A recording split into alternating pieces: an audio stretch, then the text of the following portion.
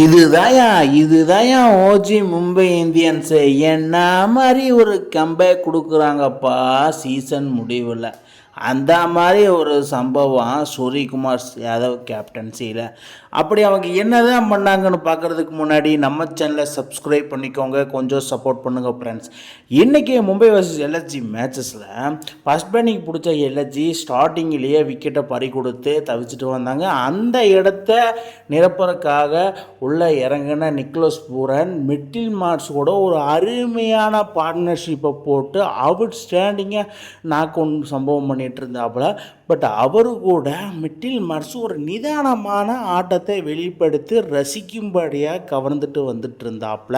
So இதன் மூலிமா Nicholas Pooran பண்ண ஒரு சம்பவம் இருக்கு.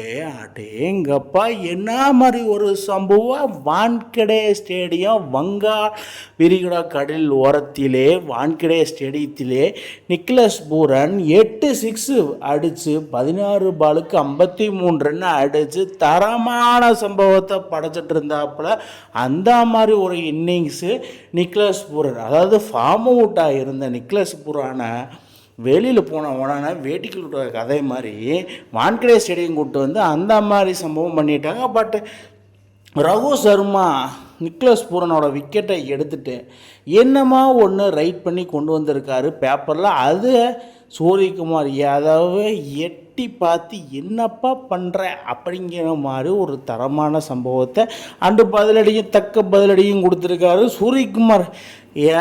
சூரியகுமாரோட கேப்டன்சியில் இந்த மாதிரி பல சம்பவங்கள் நடக்கும், அது நம்ம எல்லாத்துக்கும் தெரியும். ஃபைனலி என்னென்னா லக்னோ சூப்பர் ஜெயின்ஸு 20 ஓவருக்கு 228 ரன்னு என்று இமாலய இலக்கை செட் பண்ணாங்க 5 விக்கெட் இழப்புக்கு.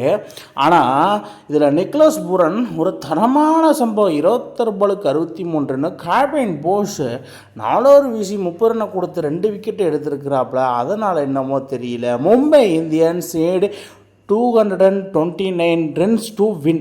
இதை சேஸ் பண்ணுவாங்களா மும்பை இந்தியன்ஸு? நம்ம பொறுத்திருந்து தான் பார்க்கணும்ப்பா. செகண்ட் இன்னிங்ஸை ஸ்டார்ட் பண்ண ரயான் ரெக்கார்டன், ரோஹித் சர்மா யார் என்ன சொன்னாலும் பரவாயில்ல, மும்பை இந்தியன்ஸ் குவாலிஃபை ஆகாட்டியும் பரவாயில்ல. பட் இவங்க 2 பேருக்கு ஆமோ இன்றைக்கி வேறு லெவலில் வெறித்தனமாக இருந்ததுன்னு சொல்லணும். வங்காளா விரிகுடா வான்கடே ஸ்டேடியம் இன்றைக்கி போனவங்களுக்குன்னு ஒரு தரமான ட்ரீட்டை அமைச்சு கொடுத்துருந்தாங்க இவங்க. அது ரியான் ரெக்கார்டான் எப்பப்பா என்ன ஒரு அடி மரண சம்பவம் பண்ணிட்டாப்புல இன்றைக்கி ரியான் ரெக்கார்ட்.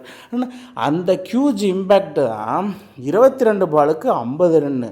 ரோஹித் சர்மாவும் ரியான் ரெக்கார்டனும் ஒரு அருமையான பார்ட்னர்ஷிப்பை போட்டு சம்பவத்து மேலே சம்பவம் பண்ணிட்டாங்க. அது சரியான ஷாக்கிங்கான சம்பவம். ரியான் ரெக்கார்டனோட ஷாட்டு, ஒவ்வொரு ஷாட்டும் மிராக்கிள் அப்படிங்கிற மாதிரி.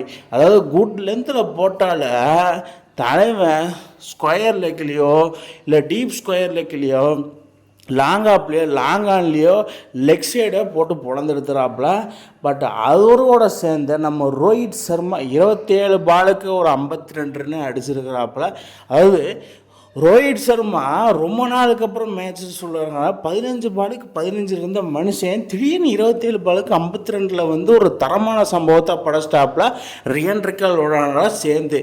இந்த மாதிரி இருந்தால் என்னெல்லாம் பண்ணலாம் அப்படிங்கிறதுக்கு ஒரு எக்ஸாம்பிளாக மும்பை ராஜா, அது ரோஹித் சர்மா மட்டும்தான்.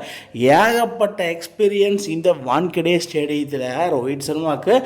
அதை இன்றைக்கி ப்ரூவ் பண்ணாப்புல. ஒரு இன்ஜுரியிலிருந்து வந்தாலும் நான் அடிப்பேன், நான் சம்பவம் பண்ணுவேன் என்னோடய ஸ்டேடியத்தில் அப்படிங்கிற மாதிரி மும்பை ராஜா ரோஹித் சர்மா அப்படிங்கிற மாதிரி ஒரு தரமான சம்பவத்தை வெளிப்படுத்தி மும்பை மேனேஜ்மெண்ட்டுக்கும் மும்பை ஃபேன்ஸுக்கும் ஒரு பெரிய ட்ரீட்டை இன்றைக்கி கொடுத்தாப்புல தான் சொல்லணும்.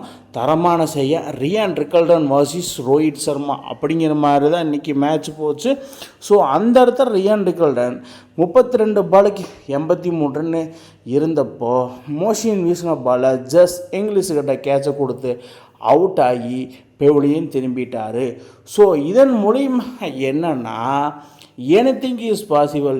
எந்த ரெக்கார்டு சேஸாக இருந்தாலும் ரியான் ரெக்கார்டன், ரோஹித் சர்மா ஒரு தரமான சம்பவத்தை பண்ணுவாங்கன்னு எல்லாருக்குமே தெரிஞ்சு போச்சு.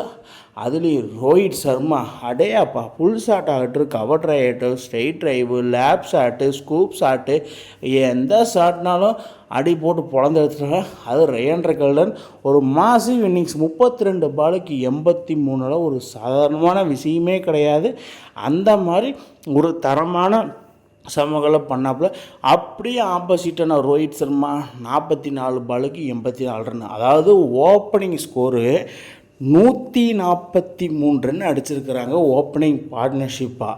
ஸோ இதன் மூலயமா என்ன சொல்ல வரேன்னா, Rohit Sharma is peak form. அதாவது நிறைய வெயிட் லாஸ்லாம் பண்ணிவிட்டு இந்த ஐபிஎல் சீசன் வந்தார். அது இடமா ஒரு ஹாம்ஸ்ட்ரிங் இன்ஜுரி வந்தது. இன்ஜுரியால் ஒரு 4-5 மேட்சஸ் ஆடலை. ஸோ அதனால் மும்பை இந்தியன்ஸ் டபுள் பாலில் போனாங்க. இன்றைக்கி ஒரு தரமான சம்பவம் பண்ணியிருக்காரு ரோஹித் சர்மா. அப்புறம் என்னப்பா அனௌன்ஸ் பண்ணுங்க, மும்பை இந்தியன்ஸு வின் பை 6 விக்கெட்டுன்னு. எல்எஸ்ஜி 20 ஓவருக்கு 228 ரன் அடிச்சிருந்தாங்க. ஆனால் மும்பை இந்தியன்ஸ் 18.3 ஓவர்லேயே 229 ரன் அடித்து தரமான சம்பவம் பண்ணிட்டாங்க. மும்பை இந்தியன்ஸ் இன்றைக்கி இந்த மாதிரி ஒரு தரமான சம்பவம் பண்ணி வெற்றி பெறுவாங்கன்னு யாரெல்லாம் எதிர்பார்த்தீங்கன்னு கீழே கமெண்ட் பாக்ஸில் கமெண்ட் பண்ணுங்கள் மக்களே. இந்த மாதிரி இன்ட்ரெஸ்டிங் கிரிக்கெட் வீடியோவை தெரிஞ்சுக்க நம்ம சேனலை சப்ஸ்கிரைப் பண்ணுங்கள், லைக் அண்ட் கமெண்ட் பண்ணுங்கள். மேலும் மேலும் உங்களுக்கு வீடியோ வந்துகிட்டே இருக்கும்.